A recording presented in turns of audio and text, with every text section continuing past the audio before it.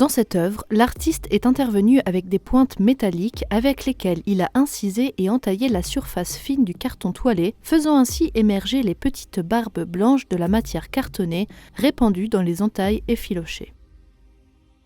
Avec une lame, il a troué le carton, créant des formes géométriques d'où émerge le fond d'un autre support couleur turquoise, noir ou blanc, qui n'est plus une couleur mais qui devient à son tour la matière cartonnée. Les pointes métalliques rappellent une autre œuvre conservée au musée, donnée par Mastroianni à son ami Luigi Mallet, réalisée sur une feuille d'argent incisée et bosselée. La couleur occupe le centre de la composition. Le violet, le bleu et le rose strident et éclatant, qui sont l'âme du travail même, sont libres de se mouvoir sur le papier qui en absorbe les taches irrégulières et déformées. Sur ce noyau palpitant d'énergie s'abat une explosion qui lacère et s'insinue dans la matérialité du carton.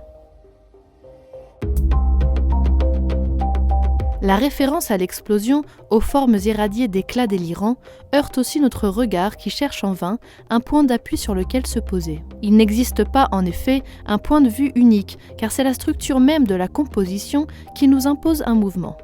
Nous le comprenons surtout grâce aux formes circulaires, certaines tracées comme des vortex qui répandent leur énergie à travers une pulsion continue de tous les éléments. Une force vibrante qui contamine les autres formes géométriques, triangulaires, quadrangulaires et prismatiques dans un rythme nettement mouvementé qui fait naître et structure peu à peu la forme.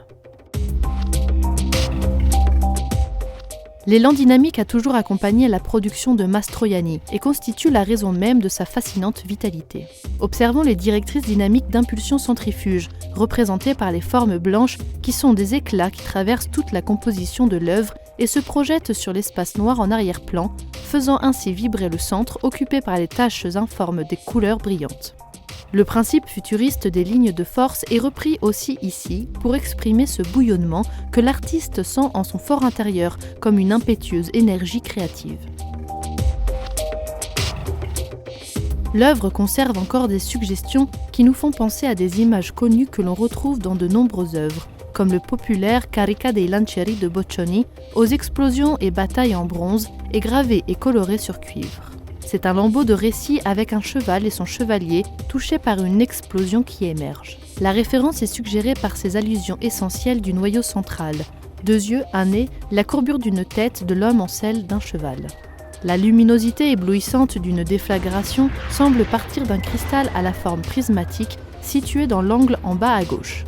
Une luminosité qui contourne l'homme et le cheval par une série de lames jaunes qui répandent de l'énergie de l'action vers l'espace vide du fond noir.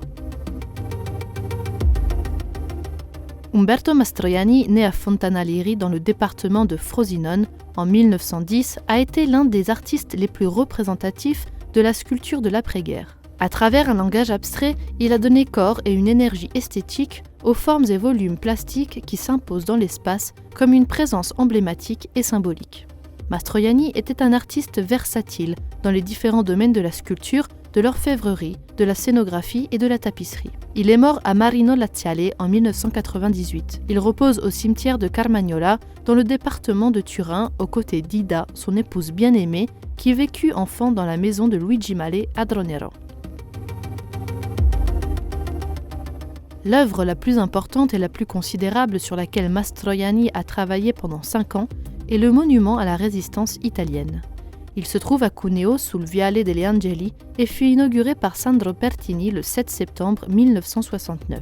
Selon les intentions de l'artiste, il représente une explosion de formes située sur la ligne directrice visuelle de Boves, la ville qui subit le martyre des représailles nazies. Pour réaliser l'œuvre, tous les habitants de Cuneo furent invités à participer à une souscription publique, comme atteste la facture retrouvée. Maintenant, ce procédé s'appellerait crowdfunding.